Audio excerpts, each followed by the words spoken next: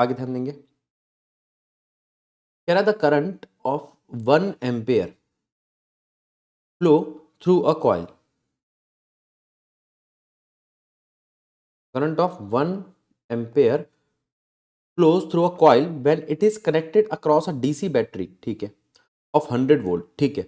If DC battery is replaced by AC source, अगर मैं DC battery को AC source से रिप्लेस करता हूं जिसकी फ्रीक्वेंसी इतनी है, करंट रिड्यूस हो जाता है 0.5, ठीक है। Find the impedance of circuit, ठीक है। हमारे पास करंट है 1 एम्पेयर का जो फ्लो करता है एक कॉइल से जब उसे कनेक्ट किया जाता है डीसी सोर्स से 100 वोल्ट की, तो ये आपकी V नॉट है, ये आपका I नॉट है। इनको √2 से डिवाइड करोगे तो ये बन जाएगा एसी सोर्स। एक बात, दूसरी बात, फ्रीक्वेंसी दे रखी है, इंडक्टर की बात चल रही है, XC आ जाएगा, XL आ जाएगा, omega L 2 pi nu L। वो इंपिडेंस ही मांग रहा है तुमसे सर्किट का, फ्रीक्वेंसी तुम्हें दे रखी है। आ जाओ आंसर चेक करो। क्वेश्चन नंबर 58 कह रहा है करंट दे रखा है, ठीक है, एसी सोर्स का वोल्टेज दे रखा है, ओमेगा आपको फ्रीक्वेंसी दे रखी है 100 रेडियन पर ओम, करंट रिड्यूस कर जाता है 0.5, ठीक है। ओमिक रेजिस्टेंस कितना आ गया आपका 100 ओम, इंपिडेंस कितना होता है आपका Z equals to V by I, reduce होने के बाद 100 डिवाइड बाय 0.5, ये 200 ओम, ये आपका Z आ गया, ZC का। और इंपिडेंस ऑफ सर्किट होता है ZC, कॉइल मतलब ये L है, ये कैपेसिटर नहीं है, सॉरी, तो वो होता है R² प्लस XL। अब वो कहता है Z जो होता है आपका वो होता है R² प्लस XL, ये मैंने गलत बता दिया बेटा आपको। यहां पर जो कॉइल है उसका इंपिडेंस आपको पूरा दिया था, वहां पर जो उसने 200 दिया था ना, वो इंपिडेंस मैं उसको XL बोल रहा था। आप इसको लेंगे R² प्लस XL का स्क्वायर और XL निकालेंगे Z² माइनस R²। ये इंपॉर्टेंट डिस है, इस पे ध्यान दे लो। बाकी सारी चीजें वैसी है जैसी हम हर बार करते हैं। फिर सेल्फ इंडक्टेंस निकालनी है, L क्या हो जाएगा आपका XL is equals to omega L, omega नीचे ले जाओ, फ्रीक्वेंसी आपको दे रखी है, L आ जाएगा। फेज निकालना है, 10 पाई निकाल दो, पूरा का पूरा बाकी सेम है, ठीक है। आगे चलते हैं। Question number 59 an alternating voltage of 220 volt is applied across a device X, एक X डिवाइस पर ऑल्टरनेटिंग वोल्टेज अप्लाई किया गया है, current of 0.22 ampere flow in this circuit, ठीक है। इट लैग्स बिहाइंड करंट कर रहा है, इसका मतलब इंडक्टर है, वोल्टेज विद पाई बाय 2, ठीक है। When the same voltage is applied across the another device, ठीक है, the current in the circuit remains same and it is phase with the applied voltage। अच्छा, पहले लेग बिहाइंड कर रहा था तो इंडक्टर था, अब सेम फेज का, इसका मतलब वो रजिस्टर है। Calculate the current flowing through the circuit when the same voltage applied across the combination of X और L, ठीक है, हो गया। पहले आपने निकाला XL, फिर आपने निकाला R, अब XL और R को जोड़ दोगे तो अब आपका करंट कितना आएगा, V is equals to I effective Z। वो Z क्या होगा, √R² प्लस XL²। एक बार आंसर देख लो, X इंडक्टर है, Y रजिस्टर है, हो गया। R निकाल लिया, XL निकाल लिया, Z निकाल लिया, क्वेश्चन खत्म। जल्दी देखो, स्क्रीन रोको, जल्दी से इसको नोट करो, फिर आगे चलते हैं। Question number 60 an AC voltage V is equal to this applied to a pure inductor. अब इंडक्टर की बात आ गई, pure inductor L, find an expression for the current I flowing in the circuit, ठीक है, and show mathematically that the current flow through it lag behind. Derivation आ गई बेटा, हो जाएगा। आगे चलते हैं। एसी सर्किट गेटिंग दिस, फिर डेरिवेशन आ गई, फिर डेरिवेशन आ गई। सेकंड पार्ट पढ़ो 62 का। Without making any other change find the value of additional capacitor C। ये मैंने आपको करा रखा है, आपका एक क्वेश्चन है उसमें MCQ वाले में। अगर मैं यहाँ पर एक और कैपेसिटर लगा देता हूँ C और किसी चीज को चेंज करे बगैर, ठीक है, तो उसके पावर में क्या चेंज आएगा, ठीक है। ये आप जो इसकी MCQ वाली वीडियो है उसमें देख सकते हो। आगे चलते हैं। मैंने AC सोर्स, ठीक है, ठीक है, ये डेरिवेशन आ गई बेटा। अब देखो फिर 64 क्वेश्चन आ गया जिसमें कैपेसिटर दे रखे, रेजिस्टर दे रखा है और इंडक्टर दे रहा है, LCR दे रखा है, तो Z क्या हो जाएगा, √R² plus XL minus XC का होल स्क्वायर। ओमेगा L क्या होगा आपका 2 पाई न्यू L, और ओमेगा ओमेगा एल कह रहा हूँ, एक्सएल एक्सी क्या होगा आपका ओमेगा एल, और एक्स एल क्या होगा आप एक्स एल होगा ओमेगा एल, और एक्स सी क्या होगा 1 upon omega L omega C. ठीक है, what should be the frequency, what should be the frequency of the source, ठीक है, that drawn the current of the maximum, what is this frequency called. वो कह रहा है क्या होगी फ्रीक्वेंसी जब इसमें से सबसे ज्यादा करंट ड्रॉ किया जाएगा, वो तब होगा जब एक्सएल बराबर होगा एक्सी के, ओमेगा बराबर होगा 1/√LC के, तो फ्रीक्वेंसी हो जाएगी 1/2π√LC resonance frequency. If the peak of the EMF is 200 find the maximum current. अब पीक दे रखा है आपको 200, 200 को डिवाइड कर दो आप Z से, आपके पास मैक्सिमम करंट आ जाएगा, R से तो मैक्सिमम करंट आ जाएगा। Draw graph showing the variation of amplitude, ये लो आपके आंसर 64। ये देखो एक्सएल एक्स लगा के फ्रीक्वेंसी निकाली, V को R से डिवाइड करके I0 निकाला, करंट एम्पलीट्यूड का ग्राफ, ठीक है, जिसमें हम पीक वैल्यू निकालते हैं, क्वालिटी फैक्टर जब तुम्हारे कोर्स में नहीं रहा। आगे अब क्या किया उसने, कहता है the value of additional capacitor which may be joint suitably to the capacitor T, फिर वही आ गया सेम, उसको एक बार पढ़ लेते हैं तो पावर फैक्टर उसका यूनिटी हो जाएगा, कैसे करेंगे आओ क्वेश्चन नंबर 65 को पढ़ते हैं। वो कह रहा है अगर पावर फैक्टर आपको यूनिटी करना है तो एक्सएल बराबर होना चाहिए एक्सी के, ठीक है, ओमेगा एल बराबर होना चाहिए 1/ओमेगा सी के, ठीक है। अब आपने एक सी डैश एक नया जोड़ा है, तो वो सी डैश हो जाएगा क्या आपका 1C+C डैश, ठीक है, सी डैश क्या है 1/ओमेगा स्क्वायर एल, अगर मैं इसको सॉल्व करने जाता हूँ इन दोनों को, तो सी डैश हो जाएगा 1/ओमेगा square L which is equal to this 10 की पावर ये, और इसको इसमें रख देंगे, C dash equal to C+C double dash, वो जो आपका पुराना सी था उसके साथ एक सी डैश लगा दिया है, और जब इस पूरे को सॉल्व करेंगे तो हमारे को जो मिलेगा वो मिलेगा C डबल डैश, ठीक है, पैरेलल कॉम्बिनेशन। जल्दी से इसको पढ़ो फिर आगे चलते हैं। आगे question number 66, a circuit containing 80 millihenry inductor, ठीक है, 250 का capacitor in series connected with 240 volt और 100, ये ओम दे रखा है आपको omega, the resistance of the circuit is negligible, obtain RMS value of current, ठीक है। अब आप फिर वही पहले Z निकालोगे, Z क्या है इंडक्टर और कैपेसिटर और रजिस्टर का, √R² प्लस XL का स्क्वायर माइनस XC का होल स्क्वायर, XC का स्क्वायर फिर ब्रैकेट बंद कर दो, ठीक है, Z निकाल लिया, obtain RMS value of current, वो आएगा V/Z, what is the total average power consumption. आ जाओ पहले Z निकाला, I निकाला, V by reactance, for LC circuit phase is π/2, hence total power consumption is 0। अच्छा सिर्फ L और C था इसमें, हम्म, हम्म, तो फेजर डायग्राम, एक मिनट रुकिए, गलती से वो करा दी बेटा 6, एक बार 66 और देखो बेटा, क्वेश्चन नंबर 66, इसके अंदर कहता है total average power consumption by the circuit, कौन सा सर्किट जिसके अंदर आपको दे रखा है इंडक्टर और कैपेसिटर, तो यहाँ पर आपका पावर कंजम्पशन 0 आएगा, इस वाले पे भी ध्यान दे लो। अब वापस इस पे आते हैं 67 पे, V दे रखा है, VRC सॉल्व किया, आपका Z आया, डायरेक्शन आ गई 10 से,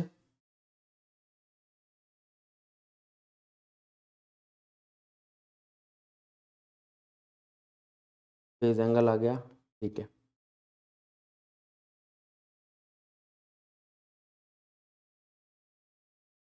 ठीक बताया था बेटा, वही है 66 का, सॉरी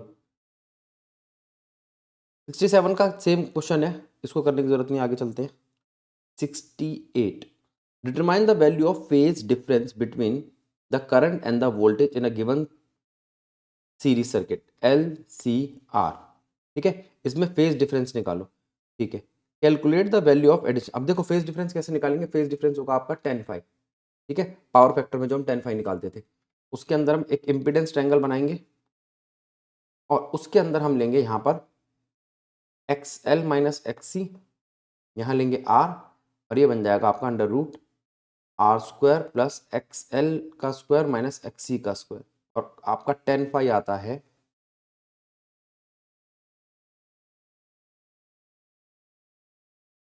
परपेंडिकुलर अपॉन में बेस। ठीक है, आगे calculate the value of additional capacitance में भी ज्वाइन, ये करा चुके हैं हम, डेरिवेशन है, डेरिवेशन है। 71 क्या कह रहा है, for a given A C I equals to I M sine omega t, ठीक है, show that the average power dissipation is this, power dissipation की डेरिवेशन है, इसको भी देख लेते हैं हम। A light bulb is rated 100 watt, 220 volt, ठीक है, कैलकुलेट द रेजिस्टेंस ऑफ, यहाँ क्या फॉर्मूला लगाएंगे, P equals to V square upon में R,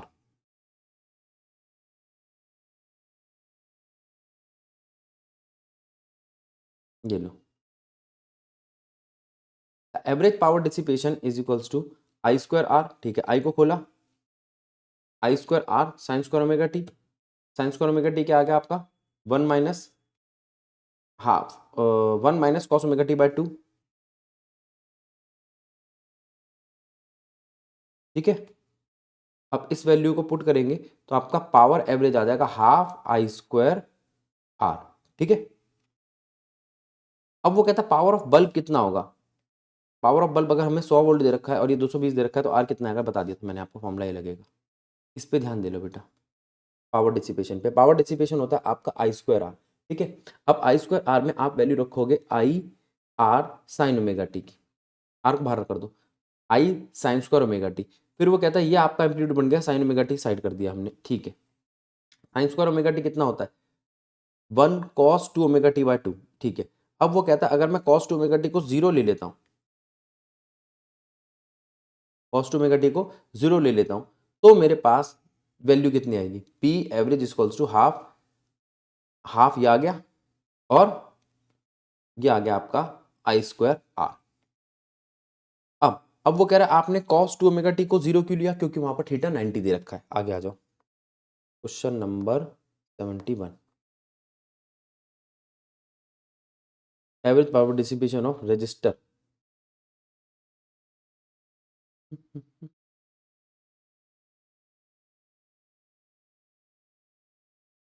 over a complete cycle. अब ओवर अ कंप्लीट साइकिल के लिए थीटा जीरो लिया, ये लिख लो, over a complete cycle,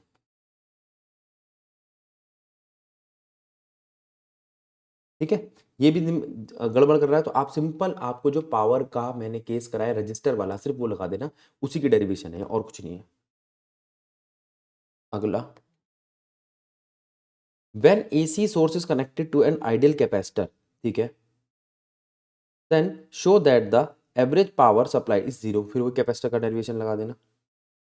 a lamp is connected in series with capacitor, ठीक है, आ गया एल और आर का case. Predict your observation when the system is connected first across the DC on AC, DC से लगाएंगे तो कैपेसिटर डीसी अलाउ नहीं करेगा, धीरे धीरे बल्ब की ब्राइटनेस कम हो जाएगी जैसे जैसे कैपेसिटर भरेगा। एसी लगाएंगे तो आराम से ब्राइटनेस आएगी, और अगर उसकी कंडक्टेंस बढ़ाएंगे तो ब्राइटनेस और बढ़ेगी, कंडक्टेंस घटाएंगे तो और घटेगी एसी के अंदर। ये सेम क्वेश्चन है। अब आगे चलते हैं, ये सारी क्वेश्चन बेटा एलसीआर की डेरिवेशन से चेक कर लो आप, ये सेम क्वेश्चन हम कर चुके हैं अभी थोड़ी देर पहले। अब ट्रांसफार्मर पे आते हैं, ये क्वेश्चन अच्छा है, क्वेश्चन नंबर 82। क्वेश्चन नंबर 82 कहता है एक डिवाइस है, a device X is connected to an AC source, ठीक है, एक डिवाइस है एक्स जिसको हमने कनेक्ट किया है एसी सोर्स के साथ, V equals to V naught sine omega T, the variation of the voltage current power in the one cycle is A B C. अब वो पूछता है ए बी सी, पहले तो डिवाइस क्या है फिर उसके बाद ए बी सी क्या है। यहाँ पे आपको 90 डिग्री का लीड और लैग दिखाई दे रहा है, तो डिवाइस तो आपकी या तो कैपेसिटर होगी या इंडक्टर होगी, ठीक है। हमने यहाँ पर माना है कि V आपका साइन ओमेगा टी को मान रहा है, मतलब जो पोटेंशियल है उसके लिए ए हो गया। अब करंट जो होगा वही है आपका, डॉटेड पार्ट जो है करंट लीड कर रहा है, इसका मतलब भी कैपेसिटर है, ठीक है। बची तीसरी चीज वो आपकी पावर है। आगे चलते हैं, इसका आंसर देखते हैं।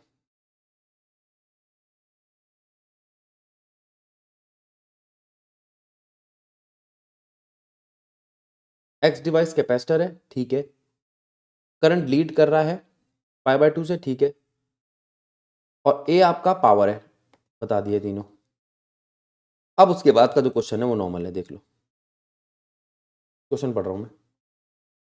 विच, ठीक है, how does it's impedance very with frequency, show graphically, obtain N expression for current. ये तो हमने वही डेरिवेशन वाले इससे आगे आगे चलते हैं,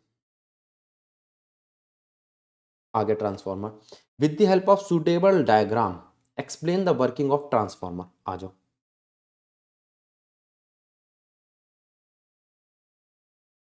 एक ये देख लो बेटा, एलसीआर की पूरी डेरिवेशन कर रखी है, एक बार इसको रीड कर लेना, जो आपको आती है वो लगा देना, लेकिन इसके अंदर जो आप कहते हो ना भैया कंसिडरेशन वगैरह, वो देख लो। ये लो, एक, दो और ये तीन, ठीक है, तीनों को रोक के देख लेना एक बारी। अब आ जाओ, अब अगर हम बात करते हैं ट्रांसफॉर्मर की, तो ट्रांसफॉर्मर काम किस पे करता है? ट्रांसफॉर्मर काम करता है इलेक्ट्रोमैग्नेटिक इंडक्शन पे, ठीक है, बिना इंड्यूस करे इधर से उधर जो चीज जाती है। दूसरा, ट्रांसफॉर्मर के अंदर दो कॉइल होते हैं, एक प्राइमरी कॉइल, एक सेकेंडरी कॉइल, जिसको हम रैप करते हैं किसी मेटेलिक फ्रेम के ऊपर। वो मेटेलिक फ्रेम आपका सॉफ्ट आयरन कोर का हो सकता है, वगैरह वगैरह। दूसरी चीज, अब हम यहाँ पर देखते हैं कि यहाँ पे हमें करना क्या है। हम यहाँ पे इनपुट देते हैं और हमें आउटपुट मिलता है। ये एक ऐसी डिवाइस है जो अपना करीब करीब 95% आउटपुट देती है। इसका मतलब हम इसके इनपुट को आउटपुट के बराबर रख सकते हैं। इनपुट क्या है हमारा? E1 I1, और आउटपुट क्या है? E2 I2। एक तो फॉर्मूला ये आ गया हमारा,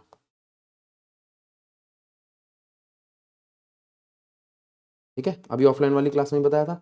और दूसरा हमारा फॉर्मूला आ गया, E1 होता क्या है? N1 d∅dt, और E2 होता है N2 d∅dt। दोनों का मीडियम सेम है इसलिए फाइव भी सेम है इसलिए काट दिया। तो E1/E2 इक्वल्स टू N1/L2, और यहां से अगर देखूं तो मैं आ जाएगा E1/E2 इक्वल्स टू I2/I1। ये दोनों चीजें समझ लो, E1/E2 equals to N1/N2, E1/E2 equals to I2/I1। ये दोनों वैल्यू पकड़ी, इन दोनों को इक्वेट किया और हमने निकाल लिया क्या?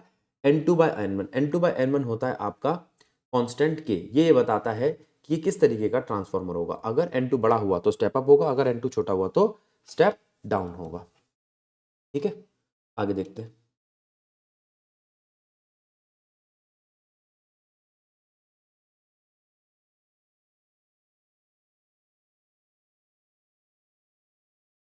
आगे देखते हैं।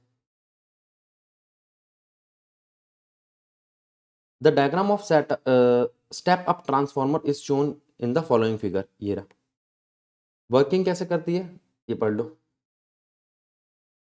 आगे चलते हैं। बस वर्किंग ही था।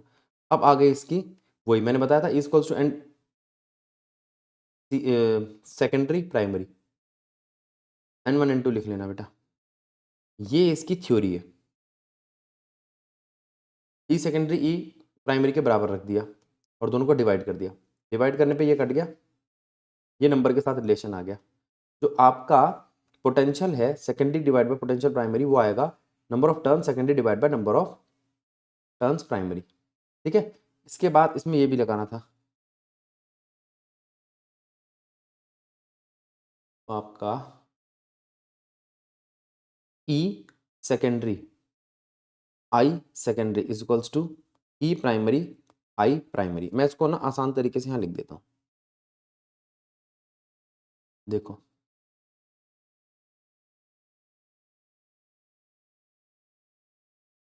E1 I1 is equals to E2 I2। E1 is equals to N1 d∅1/dt। जिसको ये डेरिवेशन आती है वो स्किप कर देना वीडियो को, यहाँ पर आगे चल जाना, ठीक है। अगर मैं इन दोनों को डिवाइड करता हूँ तो ये काट दो, तो यहाँ से आपका E1/E2 आता है N1/N2, और यहाँ से आपका E1/E2 आता है I2/I1। इन दोनों को इक्वेट कर दो, इक्वेट करने पे हमें मिलता है N2/N1 is equals to K is equals to E2/E1 is equals to I1/I2। Step up transformer, step up transformer में के बड़ा होगा 1 से, N2 बड़ा होगा N1 से, E2 बड़ा होगा E1 से और I2 बड़ा होगा I1 से। इसका उल्टा स्टेप डाउन, इसमें के छोटा होगा 1 से, N2 छोटा होगा N1 से, E2 छोटा होगा E1 से और यहाँ गलती कर दी, I1 बड़ा होगा I2 से, I1 छोटा होगा I2 से। इसको समझ लो, ये स्टेप अप स्टेप डाउन, ये इसका ये और ये इसकी वर्किंग। आ जाओ, with the help of suitable diagram explain the working of step up transformer. ये बता दिया। अगर प्राइमरी कॉइल में नंबर ऑफ टर्न्स एनपी है, मैं N1 N2 कर रहा हूँ, आप एनपी और एनएस भी कर सकते हो। ऑब्टेन एक्सप्रेशन करा दिया। With the help of diagram explain, फिर वही आ गया। What is the principle of transformer, EMI. अब इस पूरे को देख लो। What is the principle of transformer, explain how laminated core of transformer help to reduce eddy current. अगर मैं किसी ब्लॉक को लेता हूँ पूरे के पूरे को और उस ब्लॉक को छोटा छोटा करके काट देता हूँ, उसके बीच में लेमिनेशन डाल देता हूँ, तो होता क्या है, उसका एरिया कम हो जाता है। ठीक है, और वहां पर जो चीज जाती है उससे मैग्नेटिक फील्ड तो पास आउट हो पाती है लेकिन इलेक्ट्रिक फील्ड नहीं होती, इसलिए एडी करंट कम हो जाता है। वैसे एडी करंट अब आएगा नहीं आपका। Primary coil secondary coil transformer, इस 11वें क्वेश्चन के पूरे आंसर को देख लो आप। लो, प्रिंसिपल पढ़ो, फिर एडी करंट का पढ़ो, और maximum sharing of magnetic flux, ये तीसरा पॉइंट पढ़ रहा हूँ। Magnetic flux and the magnetic flux per turn to be same in both primary and secondary coil of the transformer and preferably wound on the same core. With the help of diagram explain the principle। हो गया। इस question को देखो। A power transmission line feed 220 step down transformer with primary winding 3000 turns. अच्छा, N primary दे रखा है। Find the number of turns in the secondary winding to get the power output 220। आ जाओ, इसका आंसर देखते हैं। कह रहा है हमारे पास प्राइमरी इनपुट दे रखा है, प्राइमरी नंबर ऑफ टर्न्स दे रखे हैं, सेकेंडरी पावर दे रखी है। अब आपको सेकेंडरी एन निकालना है। इस फॉर्मूले को लगाओ, आपका क्वेश्चन हो जाएगा। ठीक है, अच्छा और इंपॉर्टेंट क्वेश्चन है। स्टेट हो गया, ये भी, ये क्वेश्चन अभी ऊपर करा है। प्रिंसिपल हो गया। Mention various energy loss in transformer. आ जाओ, क्वेश्चन नंबर 17।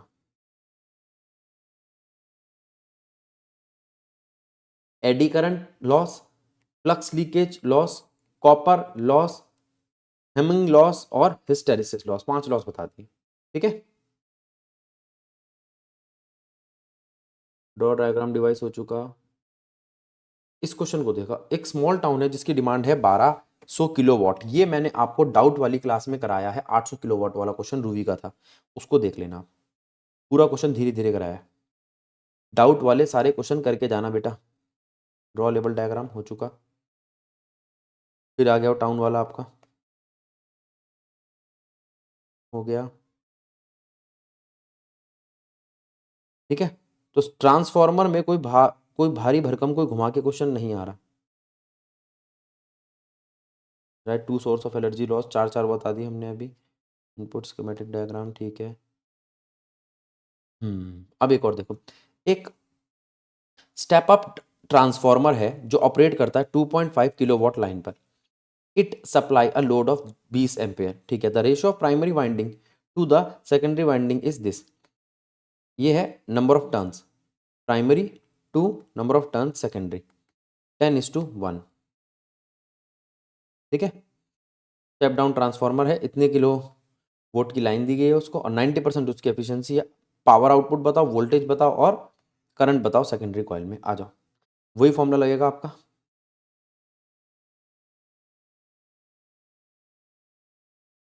ये लो, ये रहा नंबर ऑफ टर्न्स और ये दे रखे हैं आपको। प्राइमरी करंट दे रखा है 20 एम्पेयर और प्राइमरी वोल्टेज दे रखा है। ठीक है, अब फॉर्मूला क्या लगाओगे आप? फॉर्मूला आप ये लगाओगे,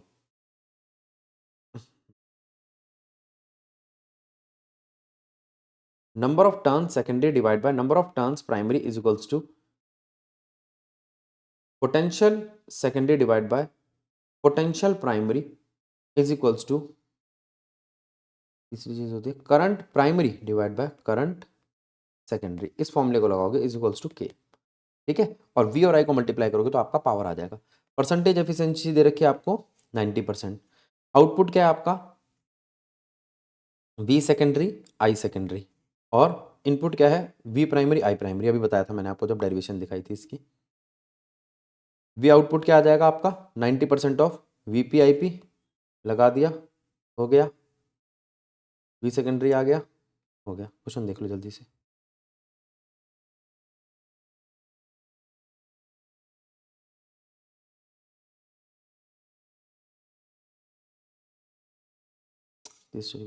हो गया।